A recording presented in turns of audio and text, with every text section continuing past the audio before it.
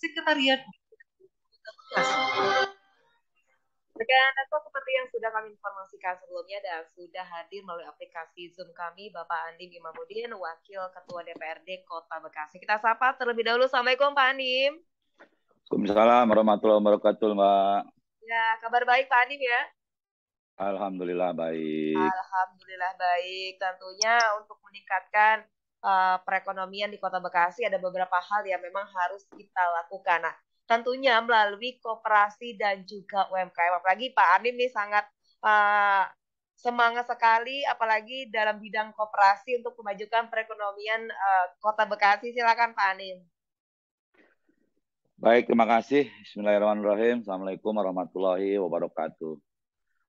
Uh, Terima kasih Mbak atas kesempatannya. Bahwa kalau kita bicara tentang koperasi, bahwa koperasi adalah badan usaha yang beranggotakan orang-orang banyak, yang berbadan hukum, dan dalam menjalankan usahanya berdasarkan 7 prinsip koperasi, merupakan sebuah usaha yang berasaskan gotong royong dan kekeluargaan. Ya. Nah, tentunya kalau kita koperasi ini adalah sebuah ekonomi kerakyatan yang berbasiskan masyarakat, sangat cocok sekali kehidupan kita yang berdasarkan negara Pancasila, yaitu gotong royong dan kekeluargaan. Cerita tentang koperasi tentunya tidak terlepas dari yang namanya UMKM. Bahwa kita tahu penyumbang terbesar dari ketenaga kerjaan hampir mencapai dengan 78% itu adalah dari basis UMKM dan koperasi yang ada di seluruh Indonesia. Apalagi khusus di Jawa Barat. Jawa Barat ini kemarin pas pelaksanaan momentum Hari Koperasi ke-75 yang kita laksanakan di Kota Bekasi, saya sampaikan bahwa tentunya semangat koperasi ataupun semangat UKM itu tumbuh dan berkembang dan harus maju di Kota Bekasi, khususnya di Jawa Barat. Karena dideklarasikannya pendirian Hari Koperasi itu di Tasikmalaya pada tahun 1946, tepatnya ada tanggal 12 Juli. Sehingga Hari Koperasi di seluruh Indonesia diperingati yaitu hari tanggal 12 Agustus. Momentumnya adalah deklarasi koperasi pertama yang ada di Indonesia, yaitu di Jawa Barat.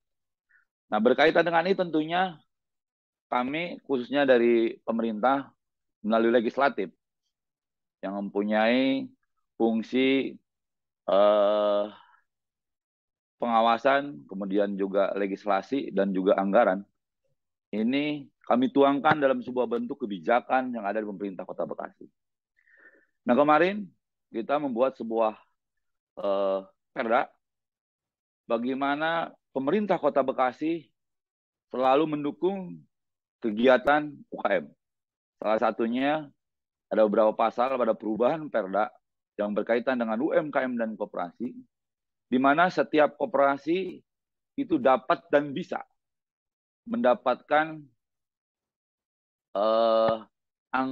bantuan anggaran APBD Kota Bekasi. Nah, ini nanti dibuat sebuah peraturan daerah, kemudian diperwalkan sehingga bisa dibantu melalui bantuan hibah pemerintah Kota Bekasi. Dan kita juga di Kota Bekasi ini bagian dari yang didorong oleh DPRD ya untuk kepentingan UMKM. Dan alhamdulillah ini diimplementasikan dan kebetulan kita dorong melalui pemerintah Kota Bekasi setiap kecamatan itu harus ada yang namanya kuliner Kota Bekasi yang dibina oleh Dinas Koperasi, UMKM dan Koperasi. Nah, setiap kecamatan itu nanti ada kuliner. Ya. Kuliner-kuliner yang notabene di situ kemarin juga sudah ada pelatihan tentang kuliner yang notabene di situ adalah bagaimana mempromosikan semacam produk makanan yang berkaitan dengan makanan ciri khas di daerah yang bersangkutan, Ya. baik itu Bekasi khususnya, misalnya di Keranggan ada kulinernya, misalnya ada dodol Keranggan, ada wajik, wajik itu Mbak yang dibungkus pakai kertas apa itu, plastik gitu kan, kemudian kebus pucung itu di Bekasi. Nah ini dibuat kuliner itu. Dan dibuat ini semua kecamatan, ciri khas masing-masing di daerah yang bersangkutan. Ini yang memang sudah berjalan, tetapi butuh pembinaan dan dorongan permodalan.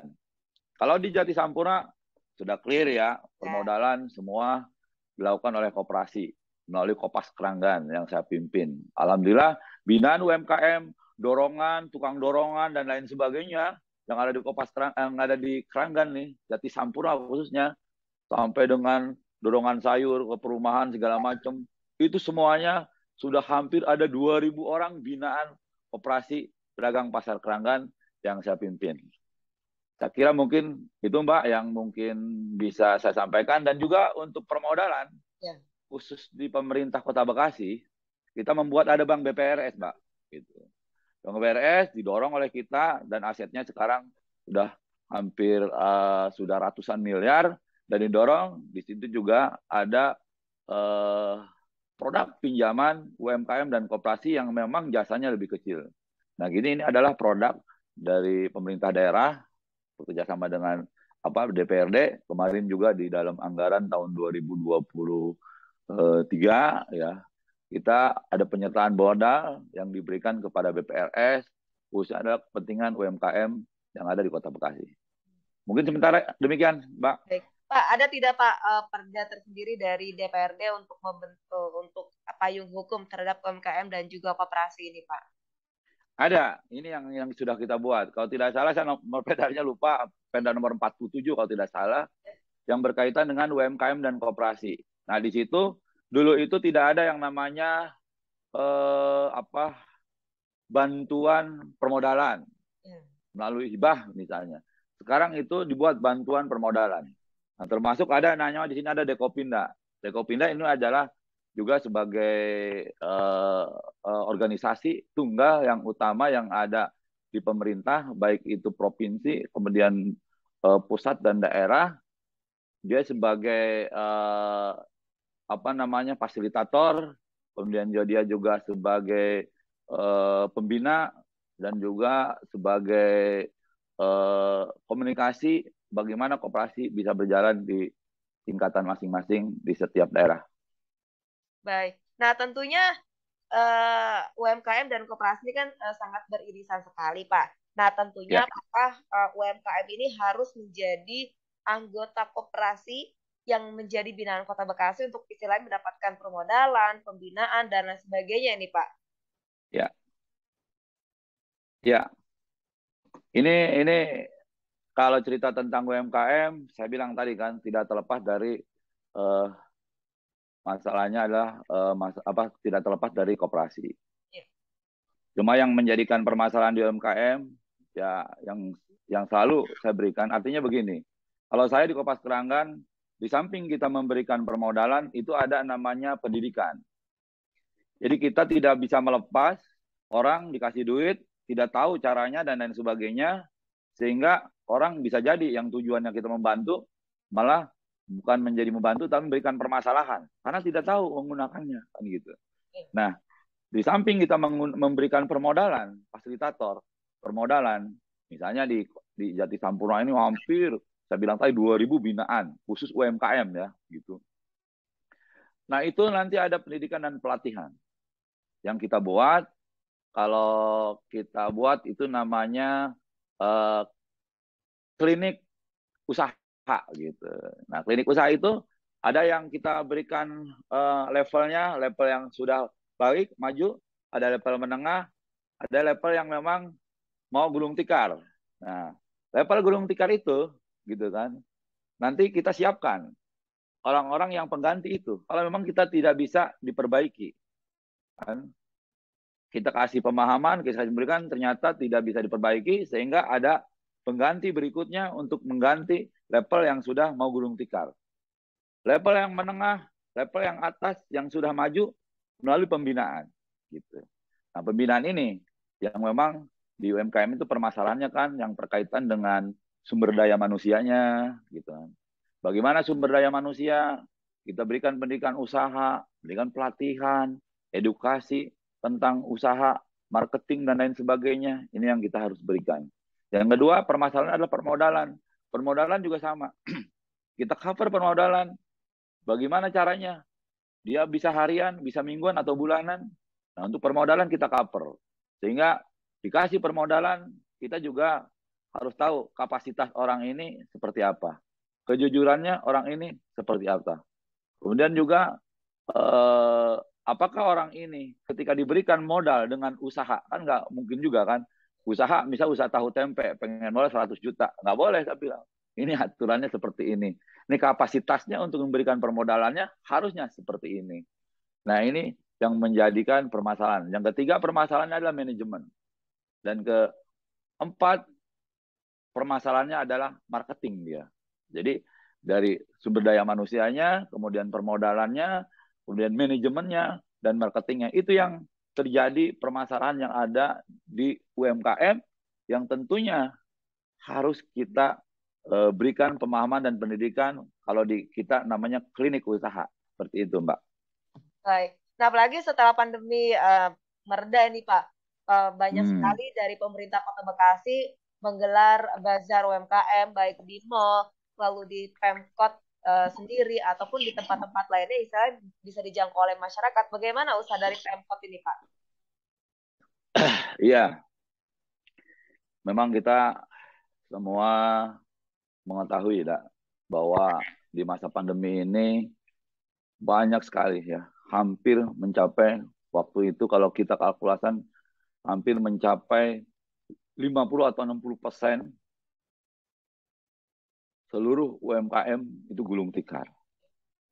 Makanya saya khususnya di koperasi ya, saya memberikan semangat di koperasi. Kemarin saya membuktikan bagaimana perusahaan-perusahaan besar gulung tikar jatuh dan semuanya juga karyawannya bahkan diberhentikan dan termasuk juga karyawannya gajinya hanya setengah. Tapi di sini saya membuktikan ya, Kopas Keranggan kita dengan punya prinsip kita harus bertahan di saat kita terjepit dan kita juga bangkit terhadap kita di saat kita terjepit. Nah, dengan apa namanya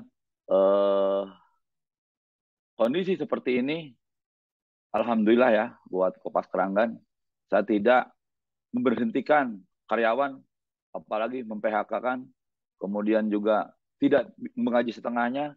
Alhamdulillah dengan semangat kita, kerjasama pengurus dan anggota, terus dengan sistem yang saya bangun, alhamdulillah Kopas Keranggan masih memberikan keuntungan hampir ya 2,2 miliar dalam setahun SAU-nya. Nah, sehingga ini menjadi sebuah motivasi dan semangat buat teman-teman khususnya di koperasi ya dan di UMKM buat di Kota Bekasi bahwa kita masih bisa. Kita masih bisa bertahan. Mungkin kalau perusahaan besar dengan pinjaman dari luar yang begitu besar sehingga ini cash flow-nya akan terganggu. Tapi kalau memang kita mau bertahan seperti ini bisa. Nah, sehingga saya sampaikan ya di sela-sela bahkan di waktu rapat Banggar, bahkan itu dengan pemerintah daerah di DPRD, bahkan saya juga punya sesi khusus menyampaikan berkaitan dengan UMKM dan koperasi. Nah ini adalah sebuah di masa pandemi dan kita juga mulai nanti menjadi endemi gitu kan. Dan endemi tentunya ini harus dilakukan oleh pemerintah Kota Bekasi. Nah, salah satunya ya ada bazar-bazar, saya juga setuju tadi. Kan. Kemudian saya bilang dibuatin UMKM binaan gitu kan di masing-masing kecamatan. Namanya dibuatlah kalau di kota di Jatisampurna namanya UMKM kuliner UMKM Kecamatan Jatisampurna dekat lapangan sepak bola Jatisampurna Stadion Mini. Nah, di daerah lain ini itu semua. Saya bilang UMKM itu harus diberikan bantuan. Utama adalah bantuan ilmu dulu. Dan akhirnya dilakukan tuh oleh pemerintah Kota Bekasi pelatihan pendidikan UMKM kuliner di Kota Bekasi. Setelah itu dibantu apa? Harus ada nanti sebagai affiliate project, diberikan percontohan bantuan dari pemerintah, misalnya berupa alat masaknya, kemudian berupa meja-mejanya, berupa apa sendoknya. Alhamdulillah ini sudah dilakukan, ya. Jadi alat-alat masak misalnya dagang apa, blender misalnya dagang apanya jus gitu Mbak, gitu kan. Nah blendernya disiapin sama mejanya, hasil pendidikan dan pelatihan. Nah ini dilakukan di setiap kecamatan-kecamatan. Nah kemarin juga kita pada saat UMKM apa namanya Harkop ke 75 di tingkat Kota Bekasi dan kita di Plaza Kota Bekasi itu kita menggelar seluruh bazar UMKM yang notabene itu adalah dipunyai oleh koperasi. Ada pakaian, ada batik koperasi, batik Kota Bekasi. Bagaimana kita juga mensiarkan ini loh ciri khas dari batik Kota Bekasi. Kemudian juga makanan-makanan Kota Bekasi, kemudian juga produk-produk kerajinan dan lain sebagainya. Kemudian itu kita gelar kemarin di tanggal berapa itu pada hari koperasi ke-75 di tingkat Kota Bekasi. Iya, baik. Nah, tentunya Pak, kalau untuk permodalan, nah ini kan harus ada kerjasama dengan lembaga keuangan, entah itu koperasinya sendiri, perbankan, dan lain sebagainya. Bagaimana bisa mengedukasi masyarakat? Ayo, misalkan mau pinjam uang di koperasi ataupun di bank yang memang sudah ditunjuk oleh pemerintah, Pak. Baik, ini mungkin saya bilang, ini yang permasalahannya kan, baik SDM, yang kedua ada permodalan. Ini yang selalu menjadi keluhan bagi UMKM ya Mbak ya. Itu keluhannya, gitu kan. SDM, permodalan, kemudian manajemen, bilang marketing. Nah, terkait dengan permodalan, kalau di ini fasilitatornya adalah bagi UMKM biasanya tidak bankable ya Mbak, gitu. Apa namanya? Tidak memenuhi unsur bank. Kalau bank itu unsurnya ketika melakukan pinjaman itu ada yang nama 5C. Seperti karakter, kemudian kapital, kemudian kapasitas gitu kan, kolateral, kondisi of ekonomis. Ini yang tentunya tidak dipunyai oleh UMKM karena dia tidak bankable. Nah, kemarin saya sampaikan bagi UMKM yang tidak bankable, apalagi UMKM kecil yang ini nggak punya jaminan, kolateral itu udah nggak ada tuh kalau unsur 5C dalam bank itu sudah tidak dapat tiba gitu. Nah ini melalui fasilitas koperasi gitu. Nah kalau bank mungkin bukan pemerintah daerah, itu melalui koperasi yang tidak bankable. Ini banyak sekali. Kalau di Kopas Keranggan, saya bilang tadi kan, lebih dari 2.000, bahkan kalau ditotalkan, saya punya anggota peminjam, baik anggota maupun non-anggota, baik itu UMKM, usaha kecil, yang menengah, kemudian yang pegawai negeri dan lain sebagainya, sampai pedagang warung di rumah-rumah dan lain sebagainya, itu kurang lebih hampir 14.000 ya kalau di Kopas Keranggan tuh peminjam, anggota dan calon anggota yang ada di Kopas Keranggan. Nah, kalau yang tidak bankable, kita fasilitator kepada koperasi. Kemudian yang tidak bisa dibantu pembiayaan melalui koperasi dan dia bankable dan bisa itu melalui bank yang ada. Ya. Kita punya yang namanya Bank BPRS, Bank Syariah Kota Bekasi, yang dibantu permodalan, ya sahamnya yang terbesar di ini dari Pemda. Ini pun ada dua. Yang pertama adalah KUR, jaminan usaha yang memang di bawah 20 juta itu dengan disurvei bagaimana kelayakan usahanya itu bisa dibantu melalui bank syariah. Ketika dia mungkin lebih dari 20 juta dan memang usahanya layak, operasinya layak dan lain sebagainya, itu berarti ada kolateralnya, itu juga melalui bank syariah. Nah, bank syariah ini saya bilang harapan saya itu memang harus dikecilkan, khususnya adalah bagi UMKM untuk bunganya ya. Harus dikecilkan karena kita membantu bagaimana roda perekonomian yang ada di Kota Bekasi. Masyarakat sejahtera, masyarakat maju, apabila roda perekonomian di wilayahnya itu semakin baik. Nah, ini ada namanya Bank BRS. Nah, BPRS maksud saya. Nah, Bank BPRS inilah yang memang di sini difasilitasi permodalan untuk kepentingan UMKM yang ada di Kota Bekasi. Kemarin itu kalau tidak salah itu bunganya flat 11 persen dalam setahun. Artinya kan kalau flat 11% per tahun, berarti kalau kita menurun gitu atau efektif, ya kalau flatnya kurang lebih ya 1 lah kan gitu, 1% dalam 1 bulan. Saya kira masih dikejar oleh koperasi yang bersangkutan. Tapi kalau model saya ya itu udah skalanya nasional. Saya alhamdulillah kan dalam masa pandemi ini kemarin juga kita juga mendapat relaksasi ketika pandemi. Saya 2 tahun tidak membayar cicilan pokok dan bunga. Dan sekarang karena sudah baik lagi, saya membayar lagi cicilan pokok dan bunga. Saya mendapat bantuan pinjaman dari pemerintah pusat melalui LPDB itu sebesar 15 miliar gitu. Dan ini sudah berjalan. Dan bagi koperasi-koperasi yang sudah maju, saya bisa fasilitasi. Ya, Kota Bekasi mungkin kalau misalnya di BPRS sudah permodalan tidak mencukupi, dia memang koperasi yang bankable, koperasi yang baik, koperasi yang bagus, asetnya juga bagus, kita bisa bantu melalui permodalan, melalui penyaluran dana bergulir pemerintah pusat, namanya LVDB. Nah, itu eh, bunganya lebih murah lagi, itu 4% dalam 1 tahun, Pak. Nah, coba kalau 4% dalam 1 tahun, berapa di sebulan kan gitu?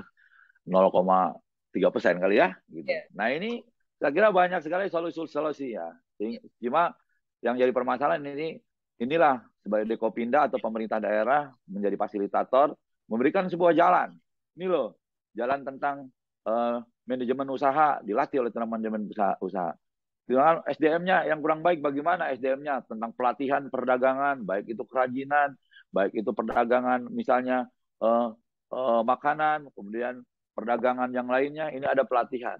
Kemudian SDM-nya, manajemennya, memang kita harus latih kepada mereka. Ada yang namanya planning, organizing, accounting, dan controlling. Pelaksanaan, ada pengorganisasian, kemudian hasilnya seperti apa baru evaluasinya.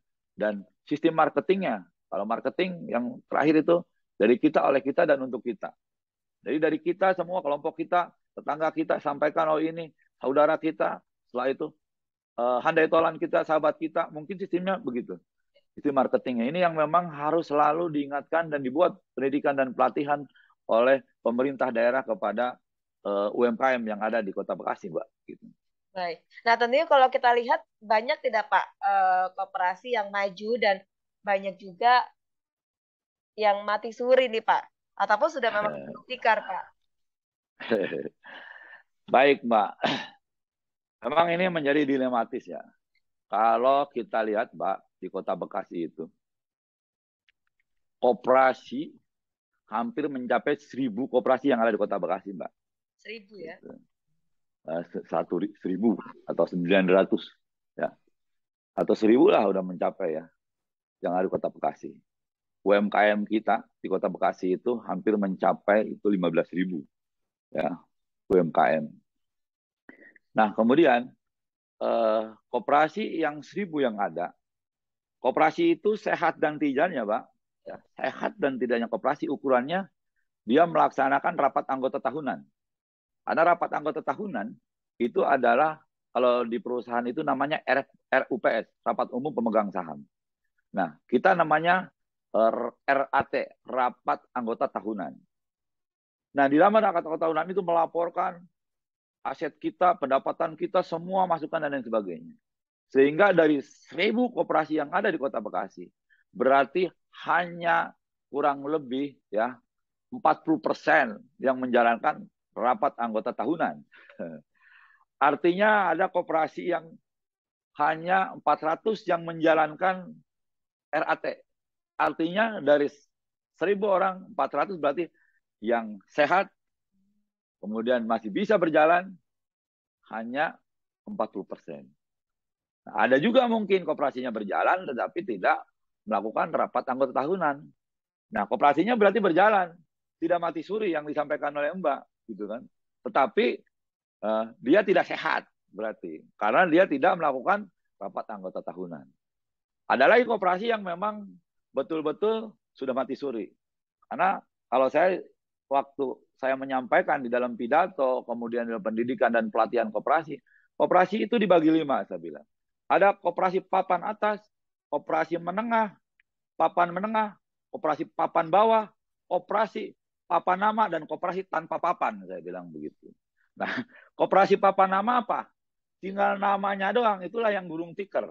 Yeah. Koperasi papan nama, saya bilang gitu. Tinggal papan namanya doang tuh. Yeah. Kantornya segala apa pengurusnya udah kagak ada, tinggal papan nama doang, gitu kan. Nah ini bagi koperasi-koperasi yang kadang-kadang minta bantuan pemerintah, ada proyek pemerintah, udah pemerintah sudah ada, dikasih modal dan sebagainya, pengurusnya kabur, tinggal papan nama yang apa yang tertinggal gitu. Dan yang terakhir itu adalah koperasi papan tanpa papan. Nah, koperasi tanpa papan itu namanya rentenir itu. Oh, yeah. Jadi dia ngomong koperasi, tapi papannya kagak ada, papan namanya. Gitu. Yeah. Nah, itu namanya rentenir. Nah, buat saya, bagi saya di Kota Bekasi, rentenir itu saya berantas. Karena bagaimana rentenir itu hanya memberikan 20% kepada orang, berarti setiap 1 juta itu bunganya adalah 200.000. Setelah itu dipotong cicilan pertama. Tapi kalau di koperasi, anggota itu 1,5%. Artinya dalam 1 juta hanya 15.000. Bandingkan 200.000 sama 15.000. Jauh sekali. Waduh, bedanya 185.000. Ya, bisa ongkos anak sekolah kita kan. Begitu. Nah, di Jati Sampurna itu, saya mendirikan koperasi. Waktu saya terinspirasi, pada saat itu banyak masyarakat yang tertindas oleh rentenir. Sehingga judul saya waktu itu adalah Perangi Rentenir. Sehingga saya sampai sosialisasi semua berdiri, sampai sekarang alhamdulillah rentenir katakan dari 100%, sekarang hanya tinggal 40% lah kurang lebih di Kota Bekasi. Mungkin sampai hilang banget ya, nggak bisa kali Mbak ya gitu. Sampai ada yang namanya Raja Rentenir. Nah, saya sebut aja namanya Ibu Ucok gitu kan. Ucok makan banyak ya, nggak sebut saya Ucok. Siapa gitu kan ya. Ucok, Ibu Ucok. Sekarang dia sudah insaf. Datang ke saya, Pak Anim, saya tidak mau lagi sekarang jadi rentenir. Saya mohon arahan Pak Anim. Oke, Ibu jadi anggota Kopas Keranggan. Saya jadi anggota Kopas Keranggan. Ngikut dia jadi anggota Kopasan. Akhirnya Ibu harus dagang sembako. Saya latih begini, sekarang dagang sembako. Alhamdulillah. Dagang sembakonya sekarang luar biasa maju. Bahkan dia naruh uang deposito di koperasi. Artinya saya membuat sebuah judul Raja Rentenir sudah insaf menuju kebenaran, kata saya begitu. Alhamdulillah kemarin juga saya sudah bantu masyarakat ada 20 juta. 20 juta dia terlilit rentenir. Jadi dia pinjamnya 1 juta, Mbak, jadi 20 juta, Mbak. Gitu. Keder nggak coba, Mbak? Bingung bayarnya sih, Pak. Bukan, pinjamnya 10 juta jadi 50 juta, Mbak, lupa saya. Gitu. Ya, pinjamnya 10 juta jadi 50 juta. Bunganya besar sekali ya. Bunganya besar sekali. Akhirnya dia takut rumahnya mau disita. Gitu kan. Nangislah di saya. Nah, saya bilang, ini bagaimana permasalahannya? Sampai 10, sampai ini berarti kan lebih daripada 100%. Udah berapa tahun? Baru katanya 2 tahun, Mbak. 2 tahun itu jadi 50 juta, Mbak. Dari 10 juta, Mbak. Akhirnya dia nangis, begini aja. Iya, Pak, katanya kalau Bapak yang manggil dikasih 20 juta, udah kelar, Bapak. Gitu kan. Akhirnya udah kita nego. Akhirnya karena ada duit cash, daripada situ nggak ada uang, dan dia nggak bayar kan jadi pusing, dikasih 20 juta. 20 juta dia dibayar sama Kopas Keranggan, kemudian kita yang bayar dan dia cicil kepada Kopas Keranggan. Akhirnya lebih ringan. Jadi bisa tidur itu orang. Gitu. Yeah. Namanya, kalau orang sini mah setetarsi dah, kira-kira gitu. Begitu, Mbak. Ya, nah ini kan juga harus menjadi edukasi masyarakat. Kadang-kadang kan sudah kepepet larinya ke rentenir, ke pinjol dan lah itu permasalahannya. Katanya kenapa rentenir? Rentenir mah gampang, katanya hari ini ngomong hari ini dapat itu aja. Iya, koperasi harus ngantri dulu kok, pakai persyaratan. Nah, koperasi katanya harus ngerti dan sebagainya. Saya bilang koperasi kalau jadi anggota nggak ngantri. Jadi di Kopas Keranggan hari ini dia mohon, hari ini pinjam, besok dapat gitu. Bahkan kalau hari ini, kalau anggota hari ini pinjam, boleh dia ya misalnya pagi dia pinjam ya Pak di siang dia sudah dapat. Kalau memang untuk kepentingan urgent, kita ada tuh namanya SOP-nya. Kepentingan urgent masuk rumah sakit dan lain sebagainya 1 hari harus clean. Buat usaha anggota minimal 2 hari. Berarti kalau dalam maksimal 2 hari. Kalau 1 hari kelar kelar gitu. Tapi kalau memang yang urgent itu 1 hari kita buat gitu. Mungkin permasalahan di rentenir orang lagi pusing begini dikasih pinjaman duit, ya dia senang. Ternyata Iya. besoknya dijerat, Mbak. Ya. Mudah-mudahan di Kota Bekasi sudah tidak ada lagi seperti itu, Pak ya. Alhamdulillah. Inilah yang memang menjadi moto kita, bagaimana kita perangi rentenir begitu. Hmm. Ya, baik. Gitu, Mbak. Baik. Nah, tentunya kalaupun ada payung hukum Pak untuk koperasi tersendiri ya, dan juga terhadap pemberantasan rentenir dan pinjol-pinjol ini bagaimana Pak? Ada tidak Pak? Nah, kemarin kan begini ya. Ini yang menjadi yang sekarang maraknya kan masalah pinjol ya. Ya. Pinjol gitu, pinjaman online. Nah, pinjol ini saya kira memang ini menjadi sebuah harus ada pengawasan gitu. Nah, kemarin kita memang dibuatin di Perda, dan pinjol itu kan tidak ada eh, payung hukum dan badan hukum kebanyakan, ya. Nah, kemarin juga ini harus diawasi sebenarnya oleh OJK gitu kan.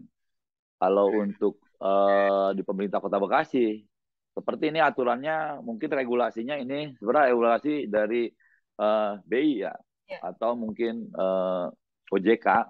Ini yang melalui, saya mohon ini adalah pengawasan terhadap pinjol-pinjol. Karena ini yang marak itu, kemudian yang menjadi masalah itu jadi pinjol. Mungkin orang hari itu pinjam soal ini, mungkin dapat, akhirnya besoknya setelah itu begitu dapat ya, ini kejadian ada ya, kejadian di tetangga saya begitu kan. Tetangga saya begitu dapat pinjol, semuanya begitu tidak bayar, pinjamnya 5 juta, semuanya ini tetangga bahkan ke nomor HP saya, Mbak. Iya, Ini Pak, saya masih. bingung mau HP saya, Pak, itu masyarakat Bapak lah, kenapa dia jadi tahu ya? Itu masyarakat Bapak, tetangga Bapak, masa Bapak kagak mau nyawa, masyarakat tegur dong, Pak. Lah, duh. Kita salah satunya menjadi korban, bahkan kita jadi merasa tidak nyaman gitu. Lah, Benar. kita kagak tahu urusan orang minjem, kenapa kita yang jadi diteror orang katanya kan. Bapak sebagai anggota DPRD, ada masyarakat yang seperti itu katanya. Bapak bantu dong. Waduh, kata kita. Lah, kalau itu satu, Mbak, kata kita. Iya. Oke, kita bantu. Lah, kalau ada 1.000, lah gulung tikar juga kita. Nah, ini pemerintah Kota Bekasi menjadi PR ya.